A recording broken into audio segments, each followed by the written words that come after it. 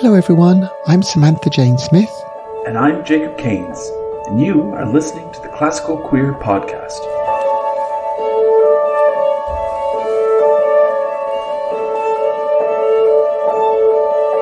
Welcome to the Classical Queer Podcast.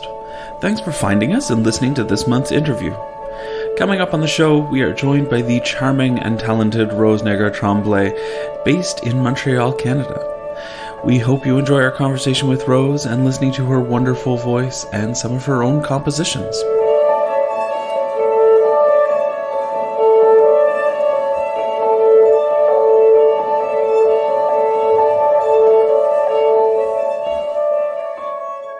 Well, welcome to our newest installment of our podcast. We're here joined by Rose Naggar Tremblay, who is a wonderful vocalist who we get to talk to today. And so, Rose, we always kind of start with a bio or a bit of a background or whatever. We've kind of found that I can read something, but it's much more compelling if you tell us about yourself a bit. So Sammi and I would love to hear kind of your background, where you are from, what you do, where you studied, your art, anything you want to tell us, and then we have a bunch of questions for you, but we'll start there. Yeah, wonderful. It might go in all directions. Well, I think I need to start by saying that I am very, very Montreal based. I did all of my training in Montreal. And I went to McGill University, Cégep de Saint-Laurent before that, Preparatory School of Music at the l'UQAM, University of Quebec in Montreal. And then I did the Young Artist Program. Sorry, I'm going kind of backwards in time and then forward to the last step, which is the Young Artist Program at the Opéra de Montréal that I graduated last year. So, but I think it resembles who I am as a person, that I build myself from a center out. And Montreal definitely is my center. It's the first time I'm journeying into Europe this year. How exciting! That's fantastic. And so you were born in Montreal, I'm guessing. Yes. What's your because I have an affinity for Montreal. What's your neighborhood? Where did you grow up? So I'm from the east of Montreal, Tétroville, T-town for the intimates. But I currently live in the village which is fantastic. Such a lovely area. My partner's from Beaconsfield, so West Island, and grew up in Beaconsfield and then downtown. So that's fantastic. And that's the part I don't know. I know, he's from the Anglophone side, so that's why. It's a divided city, I guess. I was in Montreal once on a conference, and I got stopped by somebody. There was a bunch of us, and this French speaking Montreal person came up and said, What do you call somebody who speaks three languages? And we looked, and he said trilingual.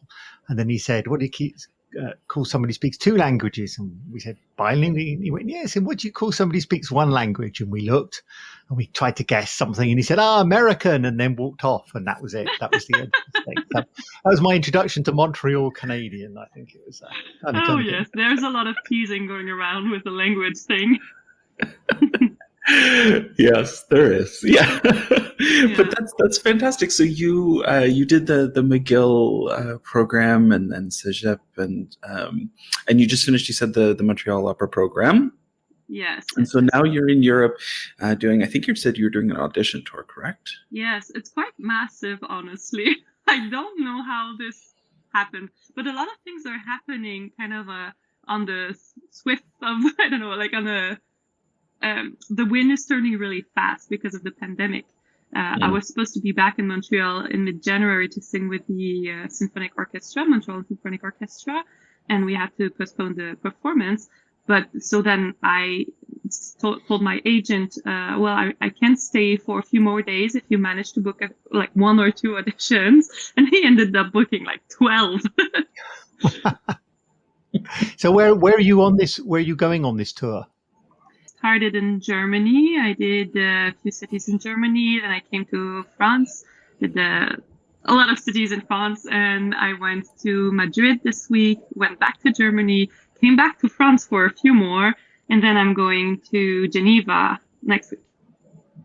And very exciting, I just heard that I will be back in Sofia to sing Carmen again. I sang Carmen this fall in, I think, October. was it? Yes, and it was my first Carmen with orchestra. It was really thrilling and exciting, Wow. and very happy to go back. You've just got to love Carmen. I mean, it's just one of those things you just really love to listen to. It's kind of, just so flamboyant and exciting, and Yes. you just want to sing. I always want to sing along to it. It's kind of a fantastic, piece of music. I can't imagine what it must be like to actually be Carmen. It must be really, really fun. It's liberating. It's so rooted in pop culture and in acting. And so I find that when I perform Carmen, I don't think about my technique anymore. I just think about being free, because this is really the in essence of the character. That's a wonderful way to think about that. It's funny, like I as a conductor, I want to hate Carmen. Like I want to, because it's so well known and it's so like done. And then I listen to it and I can't. I have to love it. It's so beautiful. It's so exciting. It's so like captivating. And every time, and this is not to say about the performance that we were talking about that I did actually see you do a number of years ago. But like I always walk into Carmen and say like, oh, I'm a Carmen again, blah, blah, blah. And then 5 minutes in, I love it. It's great. It's fantastic. I can't help myself. Well, congrats. That's very exciting. That's good. Yeah, fantastic. Thank you. Fantastic. Last summer, I actually did a hip hop version of Carmen. I'm sorry, Sammi. Oh, hip hop, really? Yes. It was really fun. That's what I say with Carmen is so rooted in pop culture, is that you can really redo it in any pop influenced version of itself. Like I've heard I think it was a flamenco Carmen, and this hip hop Carmen with a rapper singing, rapping the part of Escamillo was fantastic. Amazing. Oh, that is fantastic. I read something on your blog, because you sort of mentioned this about how I guess the pandemic has affected you a little bit with your changing plans. And I read that in your blog you put something about how the lockdown had affected you, sort of personally at a level. Yes, I can't remember what I said in the blog though. I mean, it affected me. I think I grew so much during these past 2 years now. So there were definitely cycles of challenges. I think the first year for me was, I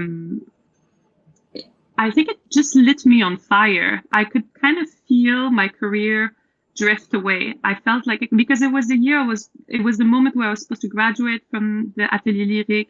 I was supposed to launch myself in the world, and I was very ready and eager to be on stage. Like so many musicians and so many artists kind of had I like many describe it as having the rug pulled out from under them. There was so much potential progress happening in people's lives, and to have everything kind of taken away so suddenly. And you were talking about what that felt like for you. Oh, yes. I mean, it's at first. I do remember now what I think I wrote on my blog. Is I write so much on so many different platforms that sometimes I lose track. But what I realized this summer is that I hadn't really cried. Everything happened so fast. Everything was taken away so fast, and we were kind of thrown into resilience mode right away. It was like, get back up or see your career die, or that's how it felt, at least. So I really pushed through. I did an entrepreneurial competition. I built this language teaching practice online so that I could support myself when my contracts would be taken away. And then from time to time, the contracts would all come back rushing, because everybody, when in Quebec we had the permission to open the halls, then everybody wanted to do their productions at the same time. So when these periods happened, I was still teaching, and I had to bring my performance practice back up in a moment. And this was extremely challenging, very, very tiring. And so by the time I got to actually sing Carmen this fall in Sofia, when I left the show, I realized how much I had almost given up. Like Mm. the love I had for being on stage, being with colleagues, singing with orchestra. Gosh, I hadn't sang with orchestra since before the pandemic. So it was just a thrill. And then it actually kind of threw me into a, I don't want to say a depression, but definitely kind of a very dark space for a moment. I mean, but when you were having this period when you couldn't sing with an orchestra, and I guess, people were doing things via Zoom and all the other Yes. things. I mean, as a non-musical type, how did you keep yourself focused or trained or practiced? I mean, I guess you could do some yourself, but I guess it's not the same as singing with other people and an orchestra. So how did you go about that? Well, the good thing that happened for my singing is that I reconnected with a teacher I had met at the Atelier Lyrique, who actually is based in Stockholm. And I never thought that I could study with her on a regular basis. I used to see her only once or twice a year. But then I was supposed to do the summer program, and she was teaching online. And then we realized that the Zoom teaching was fantastic, and it allowed me to see her every week and see her in a very intimate way, because I can bring my phone up to my mouth and there is no, like, and she can see literally everything that's happening. And it's safe, it's comfortable to do that with your phone. So like I guess we've really developed a strong relationship, and it was my practice became very introverted and self-sufficient in a way. It was almost more meditative. I started doing my singing right after yoga every day, and I sang. I think I should say I sang for the whole pandemic sitting on the floor. I don't think I sang once standing on my feet, but it was so good. It was grounding. There's something so lovely about like the word grounding, like bringing everything back and centering and rooting yourself in like both your practice, but the physicality of like rooting yourself on the ground. And it reminds me so much of, in my own kind of like world and research in like kind of queer music making, we talk so much about like embodiment and positionality and like feeling things so personally. And, Sammy and I have talked on the podcast with like trans vocalists and talking about like how the body feels to sing as a person, and like how that translates to where you are physically on that day, your body, how you're feeling. And it's an important part of music making. And I never ever want to give like, because I just hate the narrative of like the pandemic is terrible, but look at this positive that has come out of it, because, there's not really a whole lot of positives, but like it has given people some opportunity to, through a terrible situation, like reconnect with like, how am I singing? How am I creating? How am I, making my art? If you've had to fight for your chance to be an artist in the sense of really persevering through, sometimes it gives you a different perspective, positive or negative. It isn't really either, but it gives you this chance to think about, do I fight through? Am I fighting through? Do I want to continue? And how? And so I think, that happened for many people, but you were saying just sitting on the floor and singing really connected you and grounded you. Yes, I think it was for everyone. It forced us to reconnect with what was intrinsically motivating to us, because all of the external motivation kind of was taken away. So, and I'm not saying that it was an easy thing to do. Sometimes we are completely disconnected to what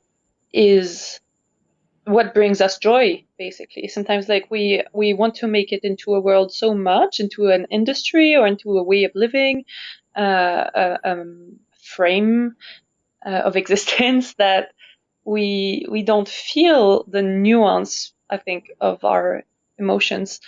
And to me, that's really what happened during that period. It was a forced slow down, and I reconnected to what I had power over, because the big feeling when that all hit us is how much we felt like powerless. So it was very important to reconnect to what we could do, and that's always the way I guess I find my way back up when I hit the times of trouble. Mm. I mean, it's kind of interesting because, throughout most of humanity, we've been at the mercy of everything around us. And now we feel we've got control over everything. And then something comes along like the pandemic, which suddenly we don't have. And I don't know, it kind of makes you somewhere here feel so differently about the world and that. And I guess that's your grounding and the way you react to it. Mm-hmm. It reminds me. I mean, and we'll talk about it. This is why we're here, so talk about your pieces and your music. But I mean, so we're going to talk about healing, which I'm assuming is drawn from this sensation and this feeling that you co-wrote this with Eric Champagne. Is that who it is? Yes. Yes. Yes. And it's, I mean, maybe tell us about where that comes from and how that connects to this feeling. Well, it's so funny because I actually started working on healing a year before the pandemic hit. But it was about almost premonitory, and it was actually to get me through some mental health challenges that were always linked to the performing world for me. And I should say that I started performing as soon as I could stand up. Like I was doing dance and acting when I was a kid, and I said to my parents very early on that I wanted to be a singer. I actually wanted to be a singer-songwriter, picked up the piano, and then so I really grew up on all stages, many different kind of stages. And so it's difficult to understand for me where the performance anxiety started, because I was always a performer. So I'm not sure if it's performance anxiety or if it's basically anxiety, but I think I'm a very sensitive person. That's probably what drew me to the arts. And I crash from time to time. I have, so it's like sometimes there's an overload of information in my nervous system and it crashes. And this one, the one right before I started writing healing, was a very big one because it was after 1 year in the professional world, I was under a lot of pressure and I felt lost. I felt like I was not connected to my true voice, my true, like my real physical voice, and also my artistry. And it was a confusing time too, because I actually had just come out to my family. It's funny because I grew up in a circle of friends with whom it was always very easy and comfortable to speak of who I liked and my sexual orientation, but also just I didn't even feel like I had to label it growing up. But it was not something that I felt like I could address with my parents. Not that they were not open to it, but I think it's the thing with being fluid in my sexuality is that I could always kind of avoid the conversation. And at this moment, it became unavoidable. And it actually went very well. It went very well, especially I should say, with my grandmother, who I was the most afraid of. I was so afraid of telling her because we are extremely close and she is very religious, and I was afraid that it was going to create distance between the two of us. But I think if anything, it brought us closer together. So, but it was just a stressful period. It all went really, really well, but my anticipation of it made me very tired. And I had very little resistance to whatever other stressor was in my life at that point.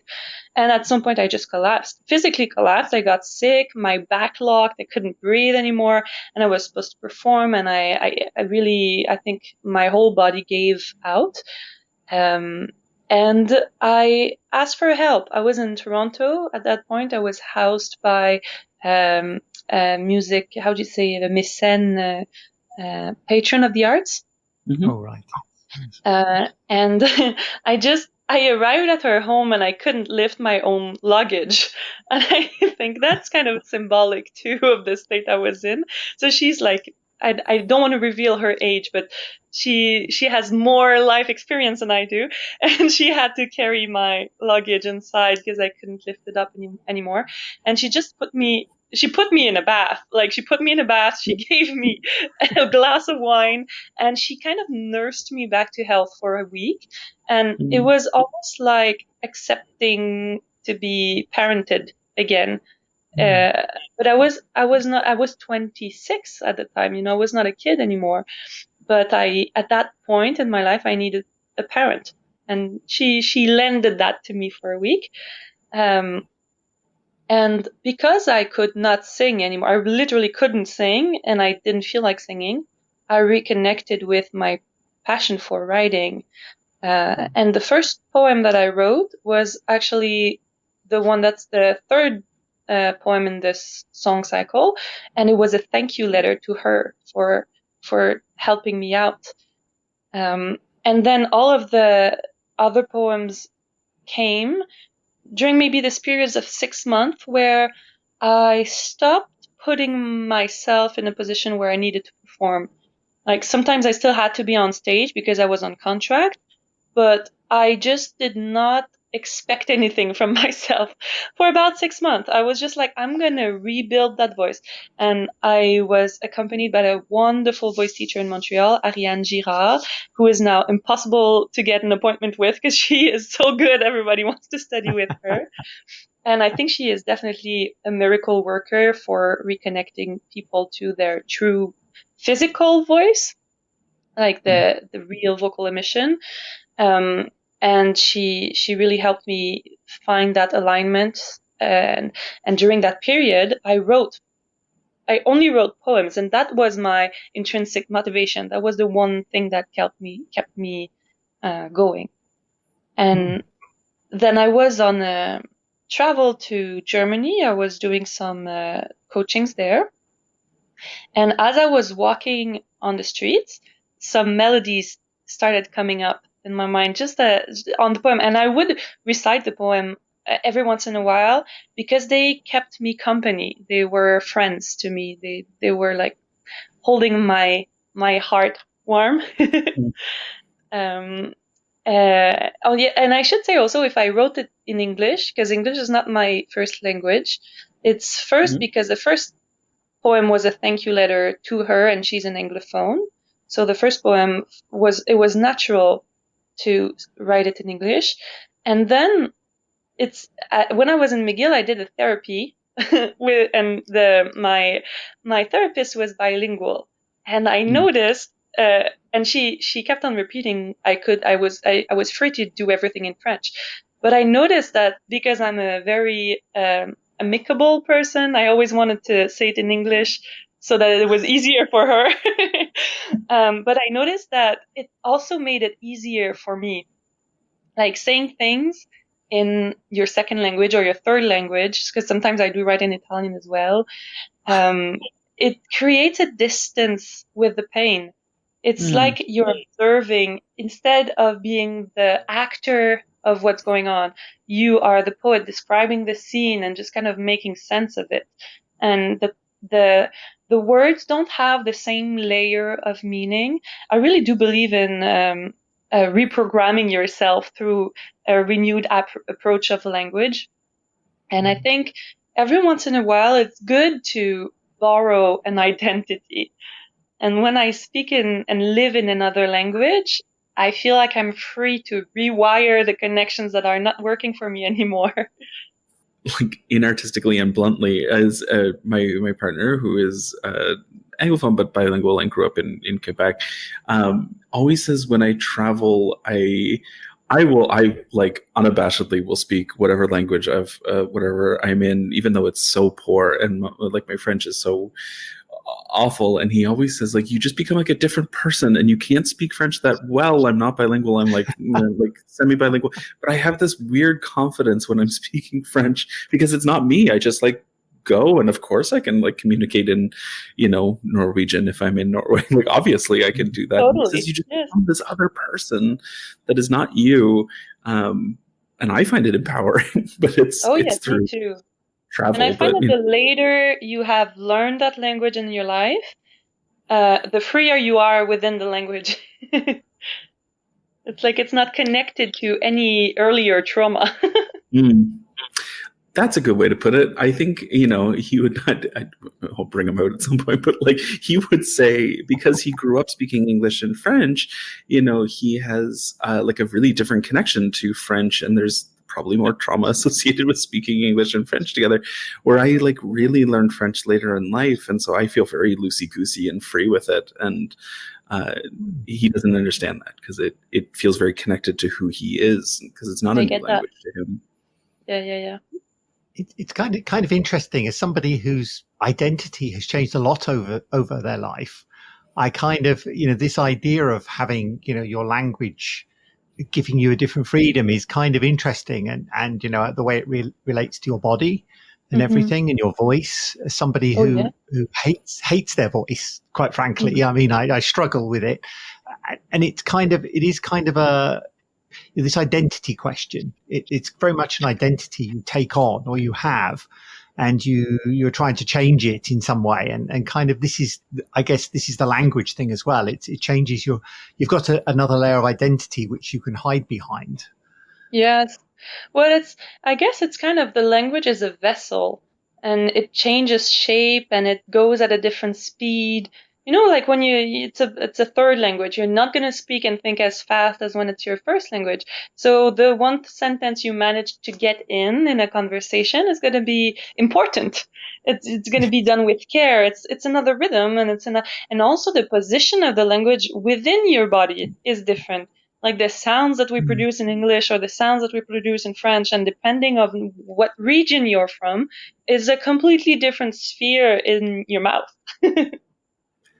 I can see that. I mean, I have two voices. I have my old voice, which I occasionally drop into, and I have my new voice, which is kind of better, and where it is in your body is completely different. Yes. And the sort of interaction with it is so different, and it is almost like I don't know, it's a very weird experience, but I can kind of see how it relates to this language situation. Absolutely. And for me, like I was talking to you about reconnecting to my true voice, I don't want to say that there is a false and a true, and like there's only like a dichotomy of voices. I think our voices are plural, and they have so many colors, and they can express so many refined emotions. But what I meant was allowing my voice to be full and have access to all of these colors, and remember where the center is. I think that is key when you're developing a voice. I think you're absolutely right. I mean, I can't. Sorry, I don't know about myself too much here, but it kind of is interesting because it's your voice, your personality change together, and your freedom of expression.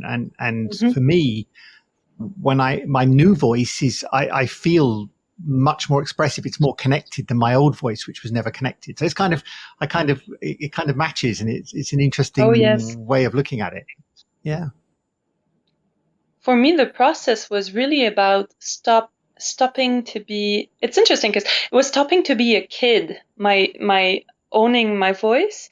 And it's interesting because at the same time, it's the moment where I learned to ask for help again. But it's asking for help from a place of adulthood who's surrendering to their need. But before that, I think I was very much pleading. And in my voice, I made myself smaller because I'm a very tall person and I have a very big voice.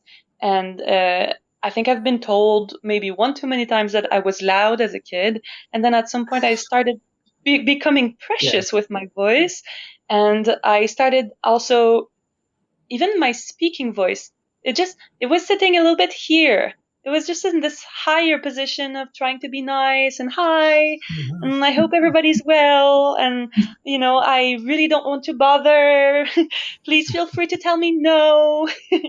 And the whole process of the work I did with my teacher at the time, Marianne Girard, it was to allow my voice to be like connected to my chest voice, connected to my womanhood, my full physicality. And I remember her saying it's a bit of a feminist act to reclaim our chest voice, especially as classically trained singer, because there are so many singers and so many schools of singing that tells you should never chest. And I think this is completely, I don't want to say it, but it's terrible. It's bad. Bad advice. And it's kind of my speech therapist is kind of in a similar way says, is that there's too much emphasis put on the fact that a female voice has to be up here somewhere, and it all has to be very light and, as you say, accompanying and very allowable and all this kind of thing, and that's not how women speak. They speak with a voice that can be down here, it can be here, it can be wherever it needs to be, and it's kind of it's kind of empowering to know it can be anywhere. I guess it's a so it's a fascinating, interesting. I love this process, and one of the other thing that the pandemic gave me was time to teach and explore people's vocal expression with them, and I just realized how much I loved it. Honestly, it's like because, as you said earlier, it's so related to your identity, the way you express yourself. Singing is basically stylistic, either screaming, crying, or laughing. It's connected to the same mechanism. It's the vocal expression of an emotion. It's survival at its purest form. It's calling for help. It's I read that recently. I cannot tell you where and the legitimacy of the source, but that if the human voice has so much harmonics in it that the orchestra can't match, it's because it developed to be able to call for help from miles away. So the harmonics were made to be the noise that cuts through the forest and through the land, so that your fellow humans can come to your aid. Yeah, a baby crying has to get baby crying. A baby crying really never tires. Yeah. It never tires. That's healthy singing right there. And that's actually one of the first exercise I do with my students is find their baby cry. Yeah. And also, of course, your babies are in their body. I mean, they're very connected, as opposed to when you become an adult, you sort of separate your voice. If you become an adult, you separate yourself from your voice and it kind of disconnects. Whereas, babies are really in their body and the voice is so connected. So, I mean, where do people hold most of their stress in their body is very much around the diaphragm and the jaw. So if you're locked in the jaw and you're locked in the diaphragm, you cannot scream. You're just gonna put a lot of pain in your throat. Well, I think with that we should listen to some singing. We should listen to healing. Yeah, sustained screaming, healthy screaming. So we'll listen to the whole thing. The first sentence of Healing says that if my voice from afar feels like very powerful and tall and powerful, it's actually just a collection of tiny little screams. Well, it's in French, so it makes more sense in French. I couldn't really translate it on the spot. And what is it in French? Just say it in French. Si lorsque je chante, ma voix semble grande et forte, elle n'est que l'assemblage frénétique d'une multitude de petits cris. It does work nicely in French. It's very beautiful in French. Yeah, sounds better everything sounds better in French. Well, the sentence was built in the right order. Sometimes I don't know why. When I think in English, I think kind of backwards. I can understand. So we'll listen to some music. Yeah, fantastic. So. Si lorsque je chante, la voix semble grande et forte, elle n'est que l'assemblage frénétique d'une multitude de petits cris.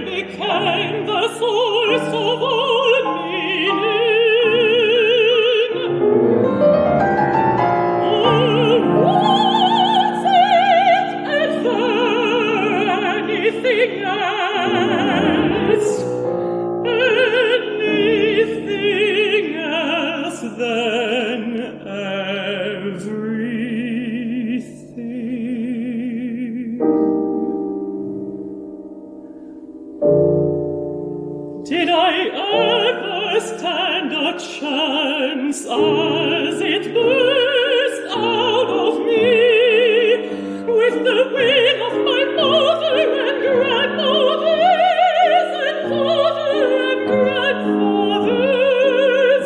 Did I ever stand a chance to stay home? If I could make my way back into oneself,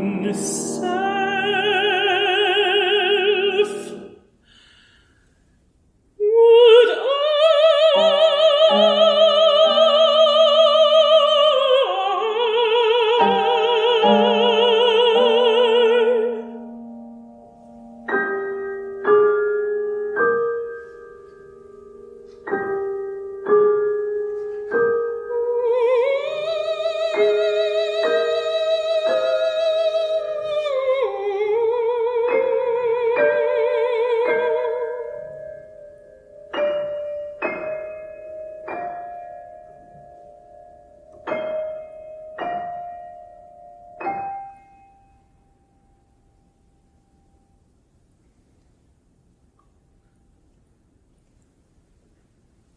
réfugié dans ta langue pour guérir de mes maux.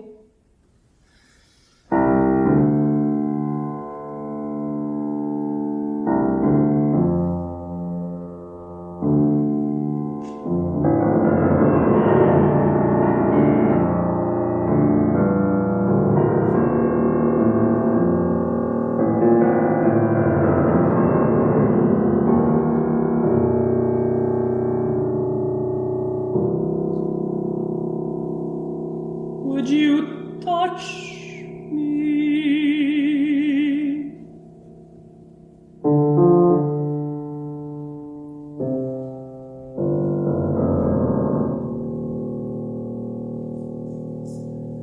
Would you touch me as if you never touched skin before?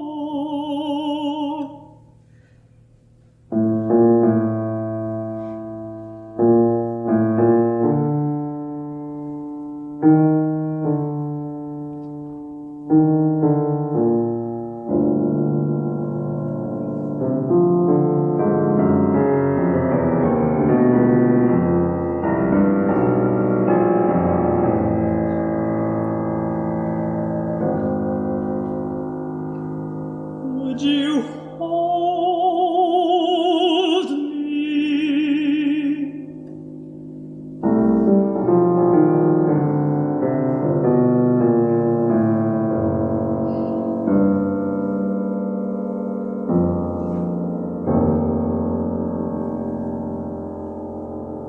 Would you hold me as if we were whole and holy?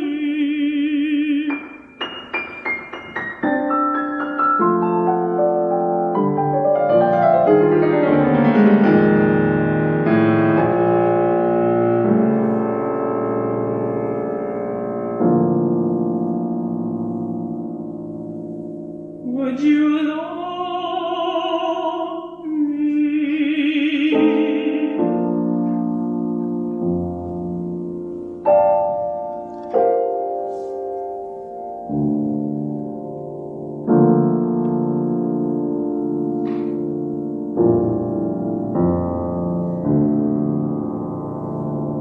Would you love me as if we were meant to be?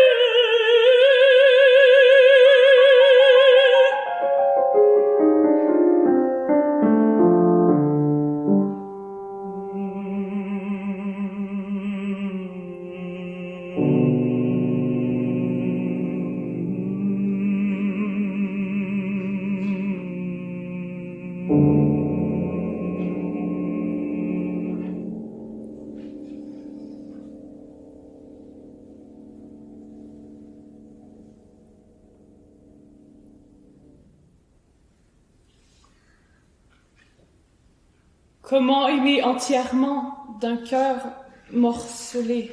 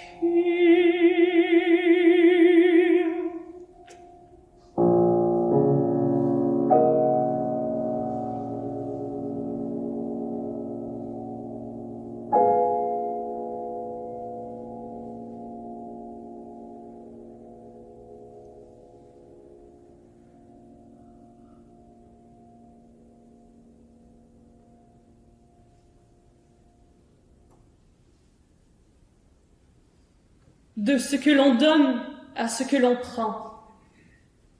Moulin à vent.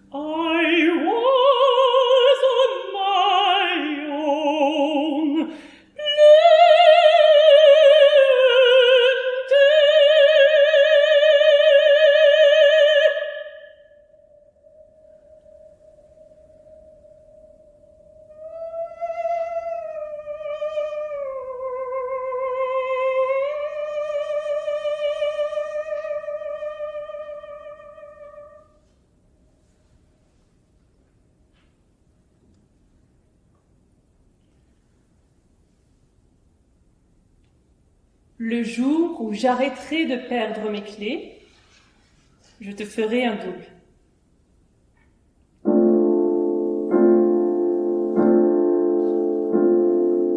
Friend, you provided shadowy shelter from the burning rays and winds.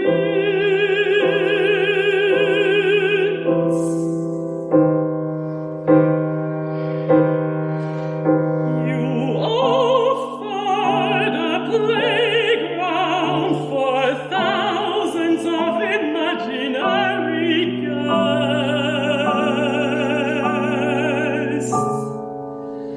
Yet I worked on your roots in reprehension.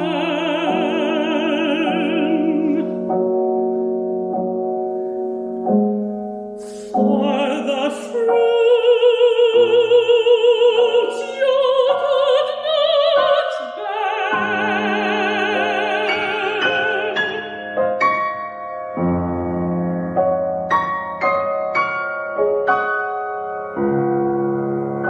I come today in amity, seeking forgiveness for my foolish query.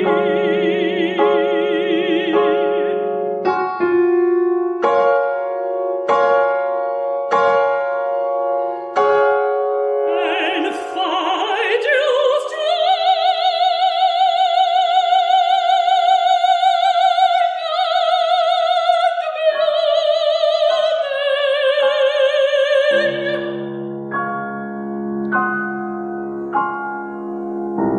how humbling to contemplate your meaning thrived beyond my care.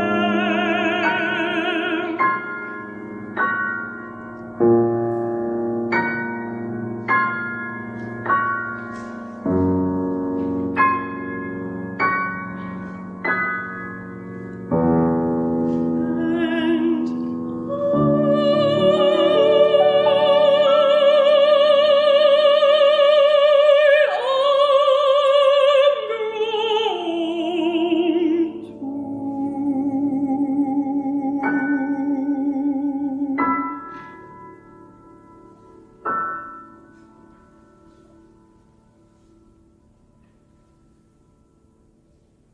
parce que je n'ai plus peur des départs, je m'arrête un instant sur le porche et savoure.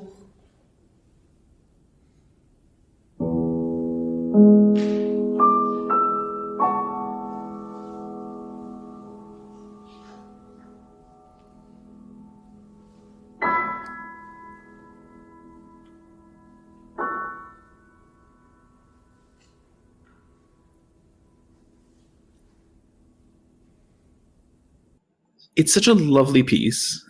It strikes me that every movement has like a little bit of a different feel or style or vibe or like any true good song cycle, obviously, but it's just so pleasant to listen to, no matter what version of style you kind of work through. And so, like I as a selfish musician, I always want to know, like, what was the process of writing? Like how did you arrive at the final piece together?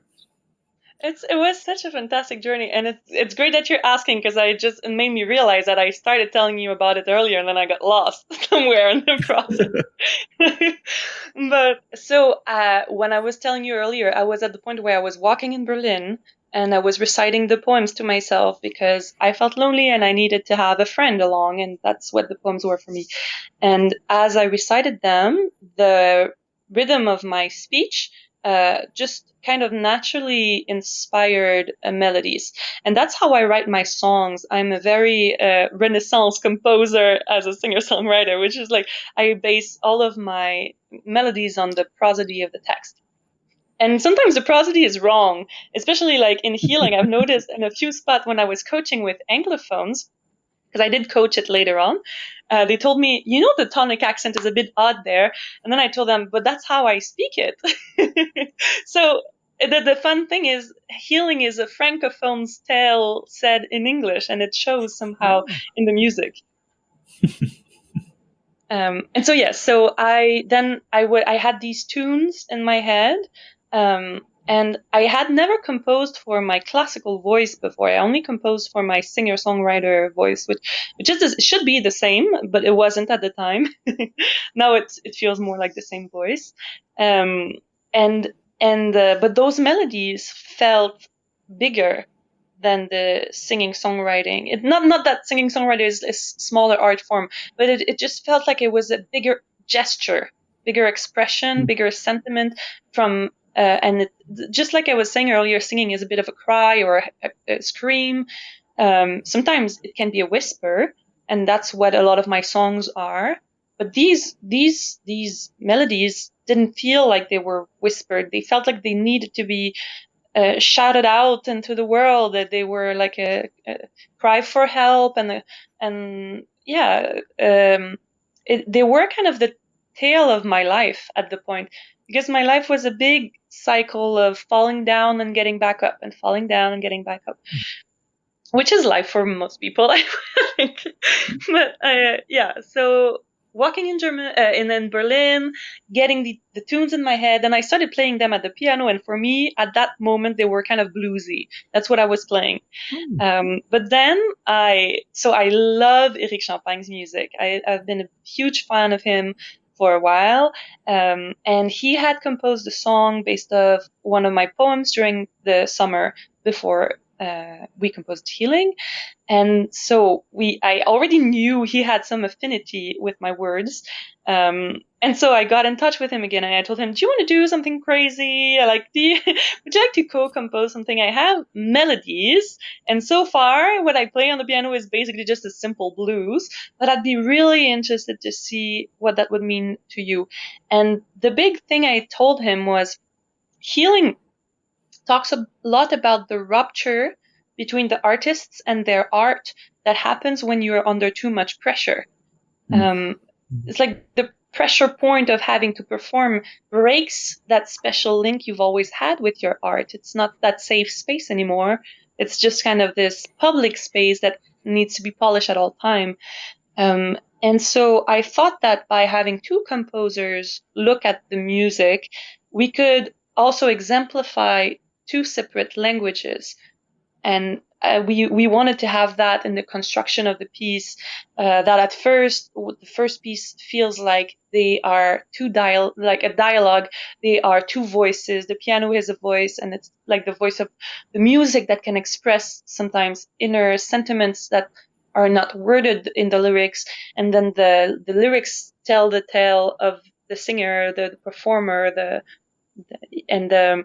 and throughout the cycle, sometimes they join back, and sometimes they split again. And at the end, we really wanted to have a more formal art song, which is the fifth movement, that feels like a reconciliation. To me, it's Andi Musik made modern. It's like these chords, slow chords, supporting this tune of, hey, thank you. So can I ask, when you discussed this with him, did you say, after you'd had the discussion, he said, yeah, I'm gonna do something? Did you sort of say, okay, here you go, and then he came back with it, and here it is, or did you continuously interact as you went along? So I should say that he didn't say yes right away. It didn't take him long, but he was a bit puzzled by this. It was like, it's not something I've ever done as a composer, like to co-compose something. And I told him, oh, right, that's not something we do in classical music. Because I come from the singing songwriting world, where I basically always write songs, put chords underneath, and then send it to my musicians, and they arrange it. So, like for me, it's normal to create in teams. But then he got into the into the project, and so the first thing he forced me to do was to actually put it down on paper. Because at first I recorded them on my phone. Here you go. So that was good, and it brought me back to my music theory. It was, and I hand wrote it because I couldn't figure out the logistics of writing on a computer. I'm really challenged by technology. And then also the other thing he challenged me to do was to add some French into it. I told him what I told you earlier, that English felt like a refuge where I could hide away for a moment. And he said, well, aren't you better now? I said, yes. So he was like, well, maybe, you can get closer to yourself by adding some French into it and kind of completing the journey. So I thought that was a brilliant challenge. And those became the small interactions, the small declaimed text in between the songs that are kind of it's like a later on comment on where I was when I wrote the poetry. So maybe like a year after how I felt about that subject matter at the time. When I finally sent him all of the music written, he kind of left with it and did his own thing. I did send a few samples and ideas, and we did have a big conversation about the overall form of it, but I really wanted it to be his voice. That's also something I think to the core I am a collaborative artist, and that's also how I feel with the musicians I collaborate with in pop music. I don't want them to try to expand my own voice. I really want to see how our imaginary worlds can interact and respond to each other. So yes, I really wanted to see, and it was so emotional. I cannot tell you how emotional I got when I first read through the first movement with my pianist Julien Leblanc. It was such a special moment. So you liked it then? That was the good thing. I mean, that's the positive thing. It went well. Oh, yes. But I chose him because I knew it was an artist I admired so much, and I knew he treated the words in a very sensitive way. And we did a lot of outreach activities together as well. And I don't know, I just felt like it was the perfect person to do this project with. And yes, the funny thing is, I had never seen the score before. For me, the last time I had seen that music was a simple line. I didn't even send him the chords I had written. It was just like, you do you. Here's the melody. Have fun. And it was not broken when I learned it. It was like a continuous, not learned it when I sang it. It was a continuous piece. So when I received the score, I'm like, when we sight read, it's never perfect from the first time, right? So it's like if I was reading a Schubert art song, there would be a little bit of figuring it out and starting from the beginning and all that. But the funny thing is that the music was so familiar that I could just right away fit into what he had created in the piano. And so it was live discovery. It was not like I was challenged with trying to fit my voice into something I don't understand or didn't know yet. It's like I knew it without knowing it. Yeah. And that's the brilliancy of his composition as well, because he started from the melodies and created like inversions and patterns, and really he created a language that was completely based upon what I had given him. And I heard him say that it forced him out of his comfort zone as well, because he started with a very, very specific content. I mean, obviously you had this and you started to sing it through. When you first performed it, when you first did it on stage and had to go on, tell us a little bit about that, because I can imagine that would have been a fantastically emotional moment. I mean, I can. Oh yes, it was. I could sort of see it would be. I can sort of see it would be difficult to sort of control it, to get your voice and all this. So how was that? How was that moment? Well, the fun part is that the creation was postponed, I think, 3 times before because of the pandemic. And because of that, I got ready and that let it sit. And then got ready again and then let it sit. So when something is really emotional to you, you just need to cry it through. Like you cry it through a few times for yourself. You sing it at home. You sing it for friends. And then after a while, you get past the point where you need to cry when you sing it. And also, I find that the most emotional performances are when you just stand right at the edge. It's like you just stand right at the edge of the precipice.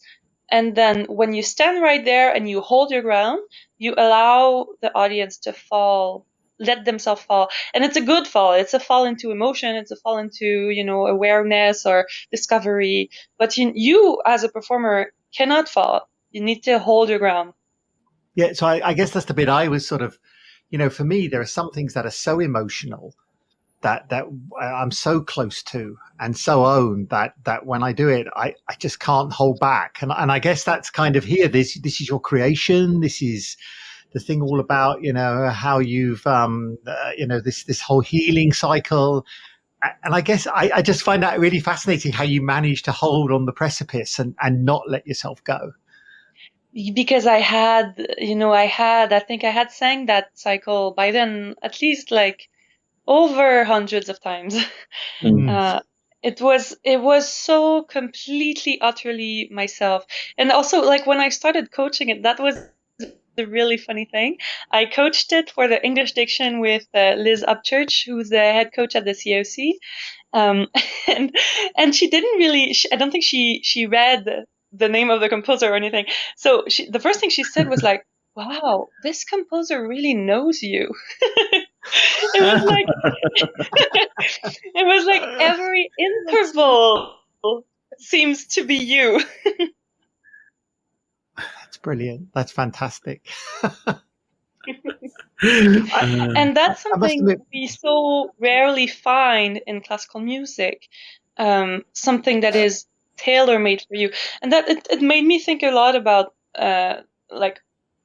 earlier composers who would write for specific singers and singers, and you could always tell because the tessitura is so specific, the skills required are so specific, and so you can imagine that voice, you can recall that voice, and you're like, this was one single person. And I feel like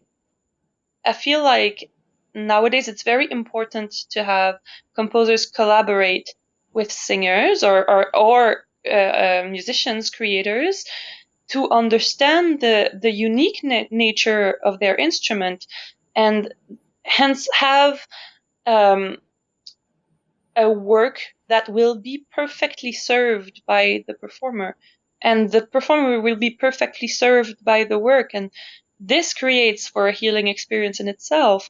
Because I told you earlier, my whole crisis was triggered by performance anxiety. And I got to, when I described that period that was really dark for myself, I got to a point where I couldn't get on stage without having a panic attack. It was really, really bad. And I for a while, I thought maybe I need to quit. I don't think maybe I'm too sensitive for this work field, and it's too triggering for me. And the biggest panic attack I had was at the end of the year party at the Atelier Lyrique at the Opera de Montréal. And it was a terrible one. And I couldn't stop myself from like shaking and crying, and I was not able to get out. That's the weird thing with panic is sometimes you really just freeze. So I just stood there for, I think, what seemed like hours to me. It probably wasn't, but it seemed like hours. And I was sobbing publicly in a very refined classical music event. It didn't feel like the appropriate thing to do. I most certainly should have hidden away. I was probably, the talk of the town for a while, or that's what I figured I was. Maybe everybody forgot about it.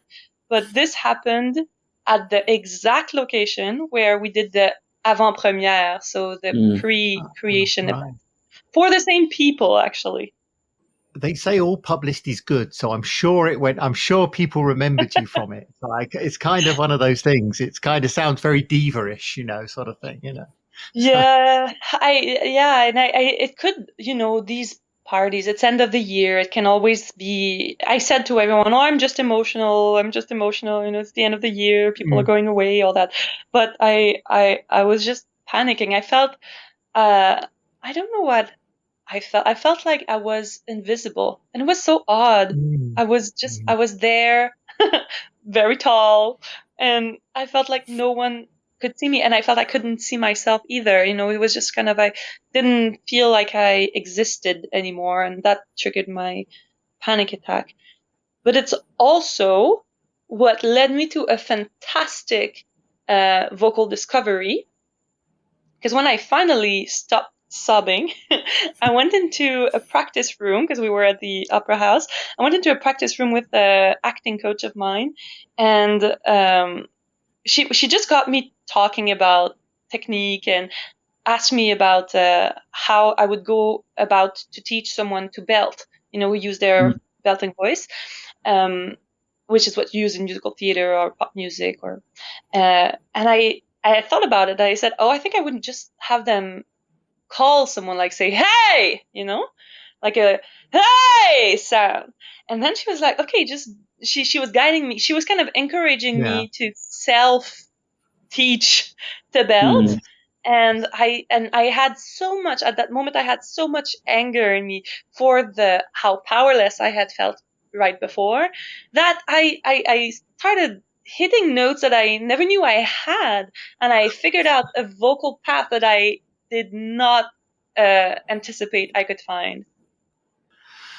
I must say, when I listened to your recording, I must say it kind of blew me away. I must admit, just the sheer power that you get, the sheer sort of, I'm not musical myself terribly, I just love it, but the sound you generate and kind of the force behind it, and it carries so much weight, I would guess is the word for me. I think that's the thing.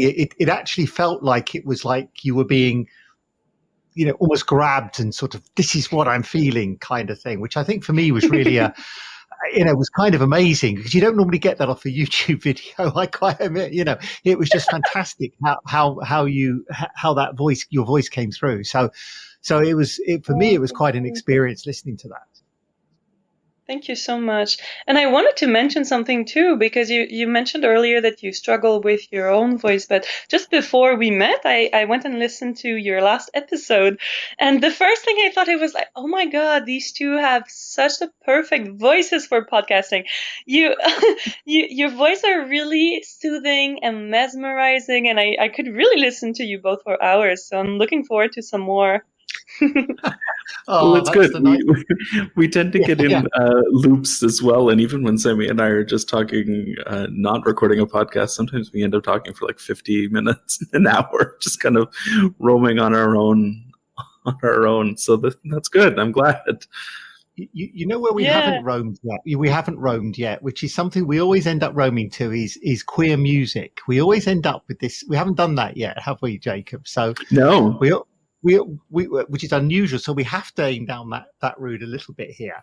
I mean, when we talk to queer musicians and queer people in general, we always find there's like a kind of a commonality, I guess, Jacob, a sort of a.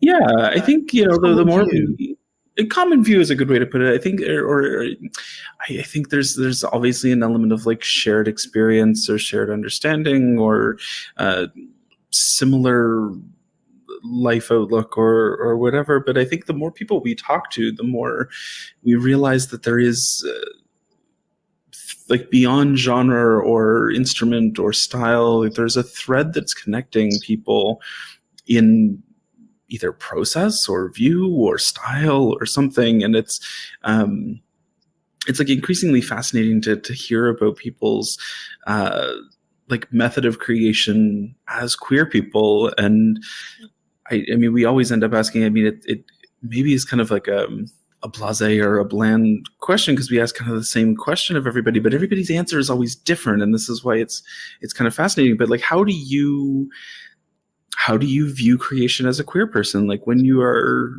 singing, even not even as a composer, but like as a performer singing somebody else's music, how do you integrate your queer self into performance, or does it? Yes, of course. I think my performance allowed me to live my queerness publicly before I was ready to live it publicly because of the gender bending nature of being a mezzo-soprano. Mm. Um, and it's so funny how classical music is so late on so many aspects, but on that aspect we've been quite fluid, you know. Yes, it's amazing. Yeah. People Yeah, always get so surprised. Yeah. yeah. And so, like, for example, like I told you earlier about my grandmother that I managed to talk with, my other grandmother that I'm very close to, I couldn't find the courage. I mean, I asked my aunt about it because she's Egyptian. She's from completely different culture, and I asked my aunt, do you think she could process this information? And she told me, sometimes people will only process what they're ready to process. So you don't need Mm, to yeah. formally come out to her if it doesn't feel like it's something you can sustain energetically, because I felt very tired at that point. But the great thing was that I was performing Gertrude Stein on stage. Um, yes, at that exact Perfect. moment, the year I came out, I performed Gertrude Perfect. Stein on stage. Fortuitous, yeah. Yeah, that was really cool. And so my grandmother came to see me, and that's actually a really moving moment for me because um, I managed to live my queerness in front of her, even though I wasn't ready to tell her. And then after the show, she didn't pick up that it was a love story between two women.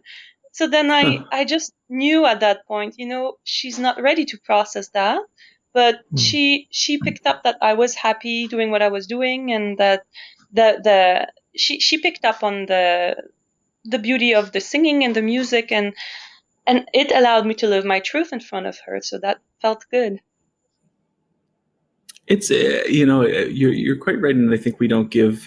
I mean, I always come from a place of classical music is so backwards and so behind, and we need to be so hyper queer in everything we do because there's so many boundaries to push, and we're not pushing them nearly far enough. And I thank you for bringing up that there are places in Yeah. classical music where we have been very good, and you're quite right that the gender bending understanding of uh, mezzo roles and pants roles has long been a very queer space, Mm-hmm.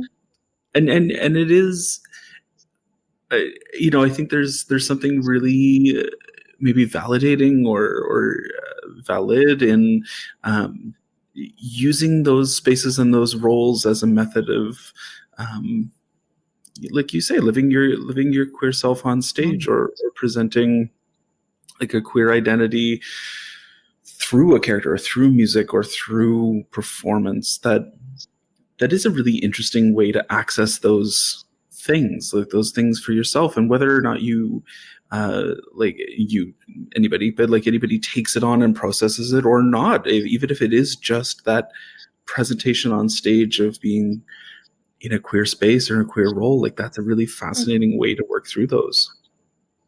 Yes, and it's not. I mean, I don't want to say that it's militant or that it's doing a lot for the community. It's mostly doing a lot for me. It's more like my own process. But I do feel like what I'm trying to do is to be vocal about my identity without putting it as a token. And I think that's kind Mm. of a fine line.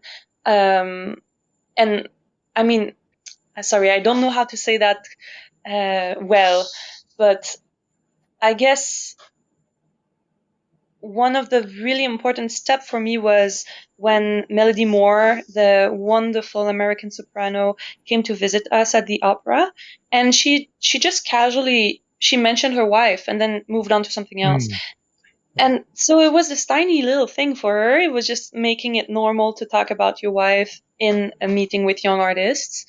Um, and for me, it was the world. For me, it just felt like I could sit a little taller for some reason. Mm. It just meant so much. So that's kind of the level of presence I'm trying to bring, is to not hide.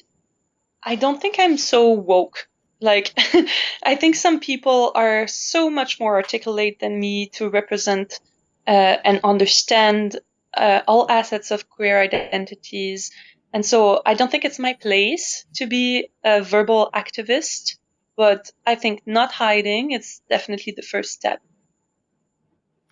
I think that is activism, actually. I think because we've all hidden away so much in our lives in different ways that when we actually, when we actually just show ourselves as being, existing and actually, as you say, using the words like, like my wife or my husband, or, there's a couple of trans opera singers now, these kind of things, when all these people are there, it kind of normalizes it and it makes it more accessible. And I think you're right there. Just mentioning it, just being there, I think is the key.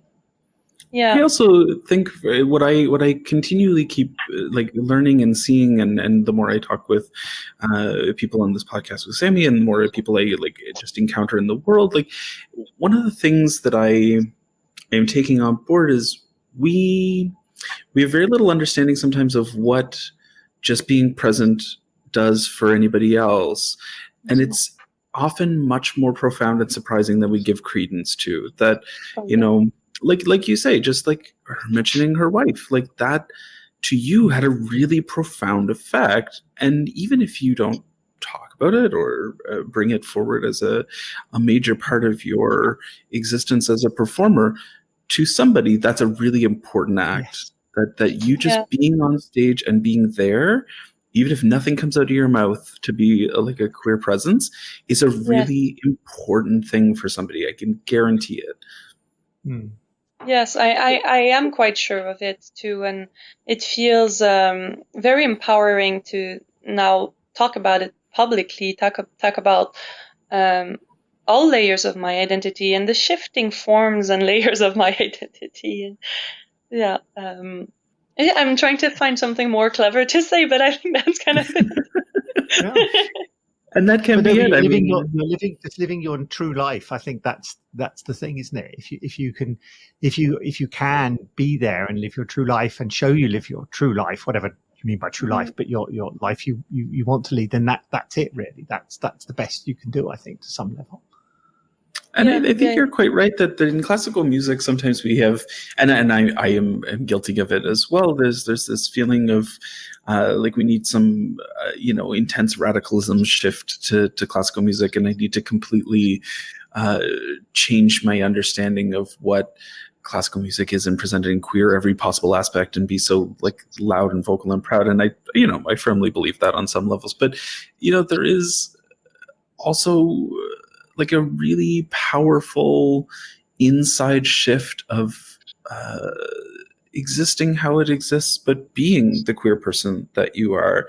And it doesn't need to be a protest every time. Sometimes there's a moment for a protest. Sometimes there's a moment to be like loud and yelly and really intense about it. And sometimes it's like singing Carmen just as a queer person. Like that is plenty enough. That's a really powerful statement in itself. Yeah, thank you for saying that. I think one thing I wanted to add is that I don't really use, I think I use queer more than anything as a label to define myself, but as my attractions are fluid and they're not defined by gender. For a big part of my life, it was easy to hide, and that's why I think it didn't really feel like hiding. It was just kind of withholding part of the information. To talk about that, and even if I'm currently in a relationship with a man, and at first when I started dating a man again, I felt almost ashamed. I felt it was really odd. I went through this whole process of being vocal for the first time about my sexual identity, and now I'm back at being with a guy. You've let the side down. That's what they always say. You've let the side down. Look what you've done, and this kind of thing. But at this point, I'm kind of at the step of saying, but being queer is so much more than my choice of partner. It's also just the way I look at life and the fact that I'm not attracted to this person because he's a guy. It's just because he's a wonderful person. Yeah, I kind of always feel we have we have so many labels. This is probably getting off topic a bit, but we have so many labels, and we try and, even in the queer community, we try and push people into a particular box. And we say you have to be X, Y, Z, or are you this? Are you bi? Are you this? Are you gender fluid? And it's kind of useful to maybe help people understand where you are, but it is kind of ridiculous as well in a way. I mean that way. It's kind of, we try and always say, and it doesn't allow people to experiment and try and grow and be, this kind of thing. And so I think some point our community has to go, okay, let's try and, blur out the labels more. It doesn't really matter where you are in that. It's just kind of different.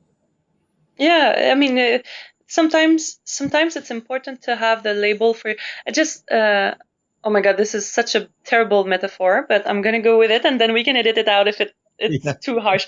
But when you're going through if you're going through a hard phase, like you're feeling sad or depressed or something, like at the moment where you're able to name, I have a burnout, or I broke my leg, or the moment you're able to identify what hurts, it's like you can start a conversation about it.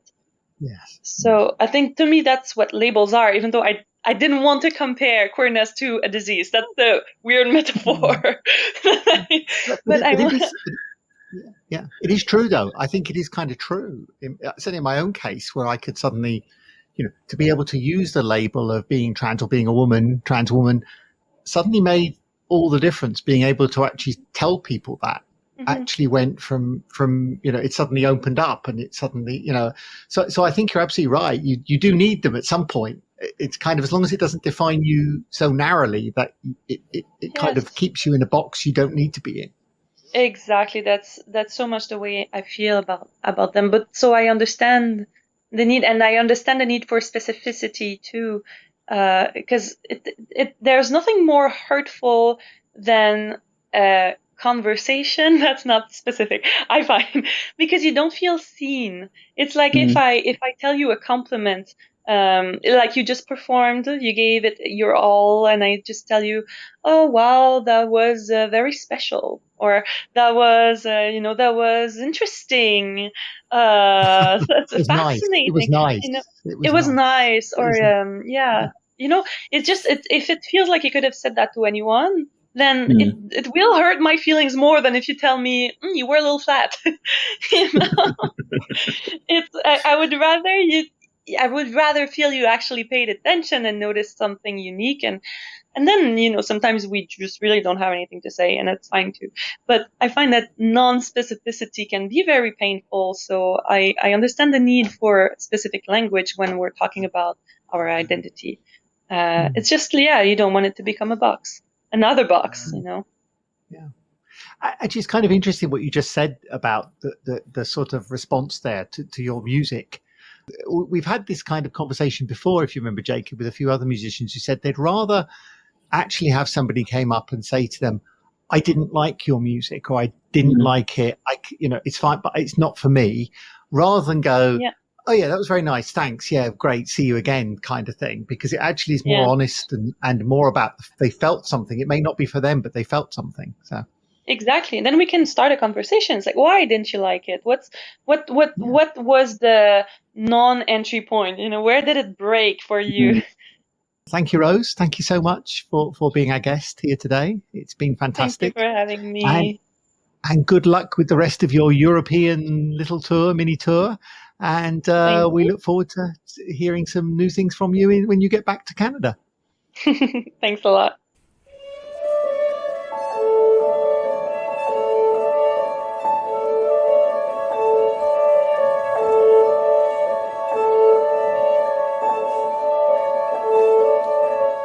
So that's all for this episode. You've been listening to the Classical Queer Podcast, and Jacob and I look forward to being with you next month. The incidental music is courtesy of Jared Miller, and the show was produced by Samantha Jane.